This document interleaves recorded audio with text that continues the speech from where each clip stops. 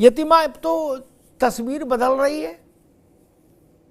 हफ्ता भर पहले भागवत जी ने कहा था आप कुछ नहीं, एनफ इज एनफ, अयोध्या हो गया, नथिंग, नो, ये सब रोज रोज मत फैलाओ भाई, बवाल मत करिए, नेता बनने की कोशिश मत करिए। मैं उनका भाव बता रहा हूं, शब्द अलग होंगे, है ना। अब ऑर्गेनाइजर जो संघ का अंग्रेजी का मुखपत्र है, उसके संपादक प्रफुल्ल केतकर ने लिखा कि सोमनाथ से संभल तक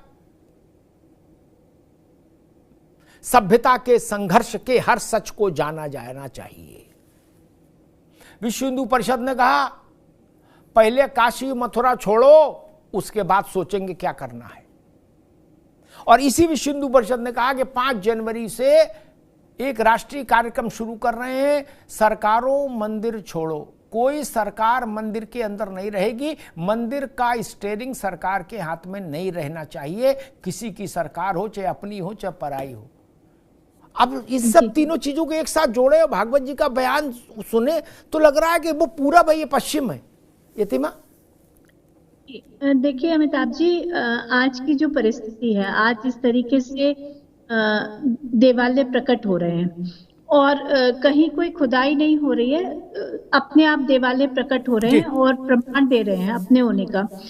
विश्व हिंदू परिषद को अगर समझें तो ठीक है कि वो आरएसएस का एक विंग है, लेकिन जब राम मंदिर आंदोलन हुआ तो विश्व हिंदू परिषद साधु संतों के ज्यादा निकटतम था और वो साधु संतों के मन को भांपते हैं, लगातार उनके साथ संपर्क में रहता है विश्व हिंदू परिषद।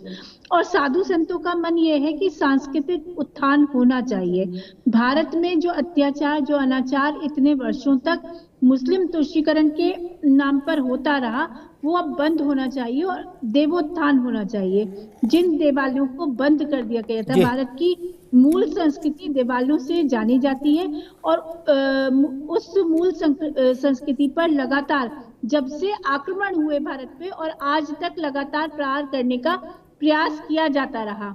46 वर्ष पूर्व संभल की जो घटना अभी हम लोगों के सामने है, तो मुझे लगता है कि आज मोहन भागवत जी जो कह रहे हैं उससे अलग हटकर विश्व हिंदू परिषद एक लाइन खींच रहा है और खींचनी भी चाहिए। दूसरी बात यह है कि मंदिर मुक्ति आंदोलन, हम लोग तो बहुत लंबे समय से इस विषय पे प्रयास कर रहे हैं कि सरकारों के हाथों में हमारे मंदिरों का नियंत्रण नहीं होना चाहिए। उसका कारण ये है कि हमारे मंदिर हमारी व्यवस्थाओं को हमारे समाज के उत्थान के लिए हैं। हम अपने समाज के उत्थान के लिए उस धन का उपयोग करते हैं, लेकिन जब सरकारों का प्रतिबंध हम पर है तो वो पैसा रेवेन्यू के रूप में सरकारों के फंड में जाता है और उसका उपयोग, और कोई भी ऐसा धार्मिक स्थल नहीं है जिसका धन सरकारी खाते में जमा होता हो या सरकार उसका उपयोग करती हो। सरकार हमारे धन का उपयोग करती है और वो धन ऐसी जगह भी प्रयोग होता है जहाँ प्रयोग नहीं होना चाहिए। तो आंदोलन के लिए विश्व हिंदू परिषद ने पहल की है, मैं उस पहल का स्वागत करती हूँ। धर्माचार्य तो इस मंदिर मुक्ति आंदोलन के लिए बहुत लंबे समय से प्रयासरत है। ठीक, मौलाना साहब, भागवत जी जो बोले वो बात पुरानी हो गई, अब नई बात आ गई। बीएचपी ने कहा कि भाई हमने 84 में कहा था अयोध्या काशी मथुरा छोड़ दो तो स्थिति ठीक रहे, बोले नहीं माने, बोले चलो अब भी टाइम है, मथुरा और काशी छोड़ दे मुस्लिम पक्ष तो फिर आगे के लिए चिंतन किया जा सकता है, सोचा जा सकता है। रिजवी साहब, बीएचपी का ये प्रस्ताव, ये ऑफर कैसे देख रहे हैं आप?